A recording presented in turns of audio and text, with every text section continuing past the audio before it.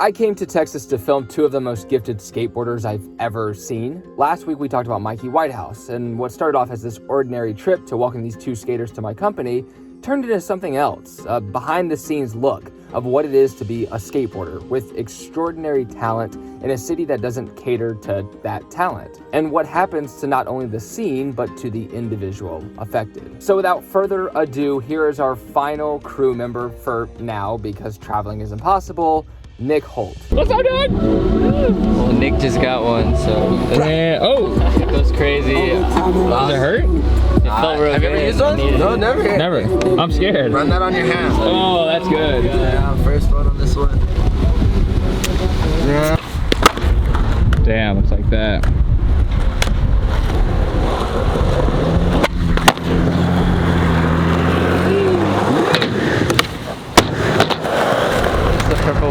Is that wax? Yeah, it's wax. Whoa, there you go. Oh yeah.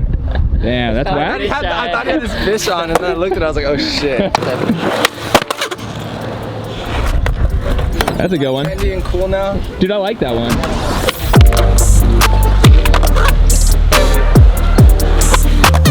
Yeah. Wow. That one feels better. Wow.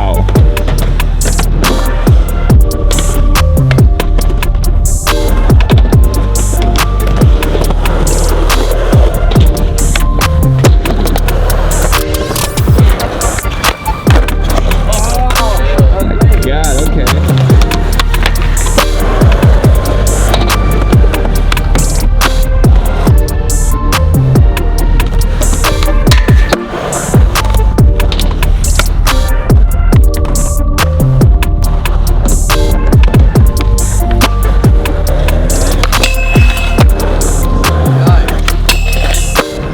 As I said in the previous episode, Nick is the yang to Mikey's yin. Mikey's calm and giggles a lot, Nick is explosive, talks and laughs loudly, and is constantly dancing. But of course, the thing they have most in common is their godlike skate talent.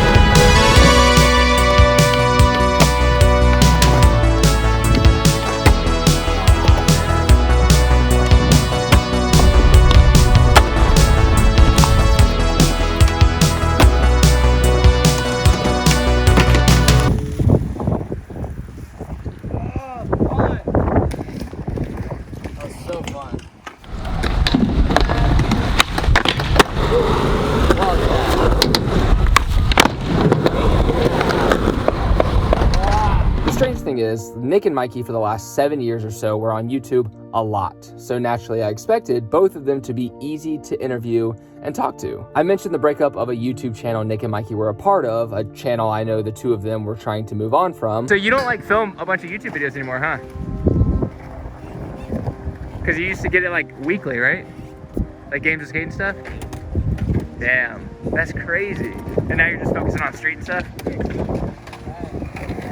I don't think Nick was actually bummed at all. I just think he was trying not to stretch out a conversation that affected so many people. This trip showed me something that I didn't even consider. Mikey and Nick.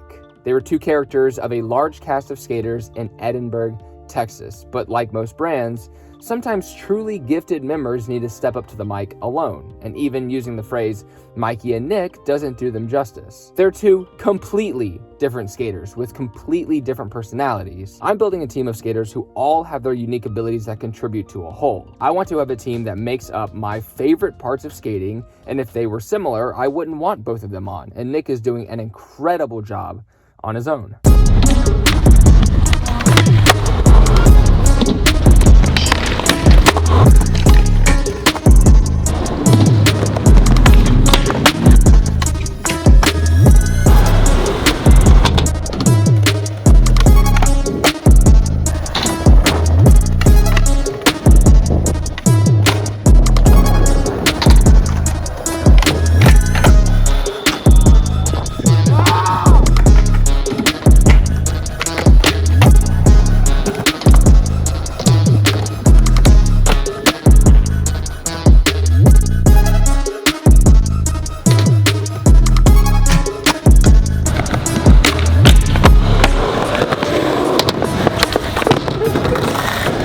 Wow.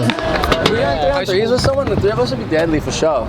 Yeah, we're good. Not even saying that just to be like, oh, like we're like good at basketball. Like, I think we're actually pretty good. Some heat. Like we're actually pretty good. Like we're not fucking amazing, no shit, but like we can fast break. I think, yeah. And pull up. Nick Holt and Mikey Whitehouse are pro in my mind. Skateboarding is like any other creative industry. Luck is the biggest component to success. Even though they have the skill, the experience, and in my opinion, the marketability, they live in a small community. A community that pro skaters would never really visit. So you knew I was coming down here for Nick or Mikey?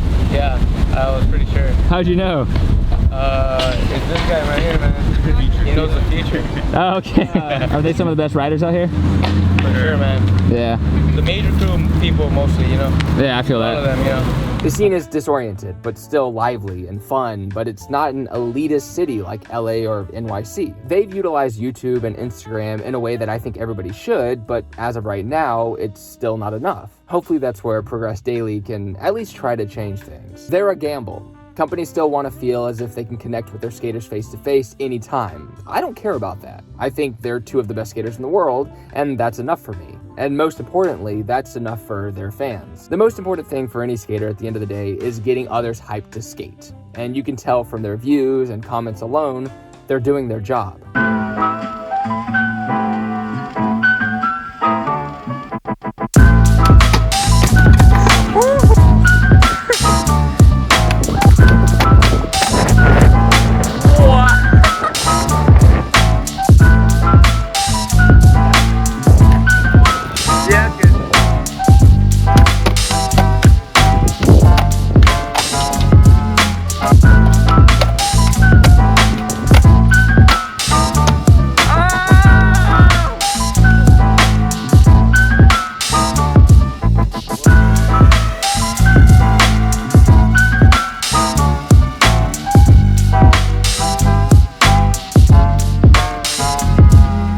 And that is it. 5 official crew members of Progress Daily, 5 people who are uniquely, unbelievably good at skateboarding that I cannot believe get to represent my brand. And just the fact that I get to be behind them is amazing. Right now, we're gonna be rolling out a few new series on this channel. Next week, we have an interview of Gabe and Aaron Cairo, all about the behind the scenes of who actually runs the warehouse and how Braille actually operates. It's really interesting, and I think there's a few plot twists that people out there are gonna be shocked by. For me, I wanna figure out how we can get skateboarders paid in the same way that freelancers are, or the same way people in professional sports are when they get to join these leagues and make so much money. It's obscene. I think skateboarding deserves the same kind of monetization. That's obviously a crazy aspiration, but I think with skateboarding 2.0 and the idea that skateboarders can now create their own careers and their own paths, I think right now more than ever, we're kind of seeing the opportunity. Stay tuned for that. There's a lot more that I have planned now that I feel this responsibility to take care of these 5 people who ride for my company. I feel a very excited pressure that I cannot wait to try to utilize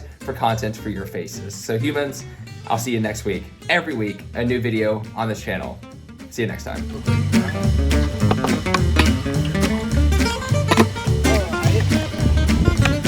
Oh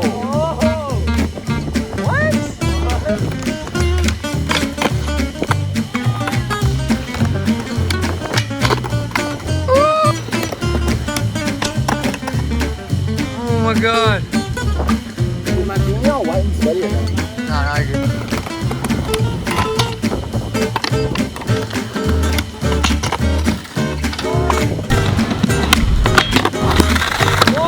I just want to. Sorry.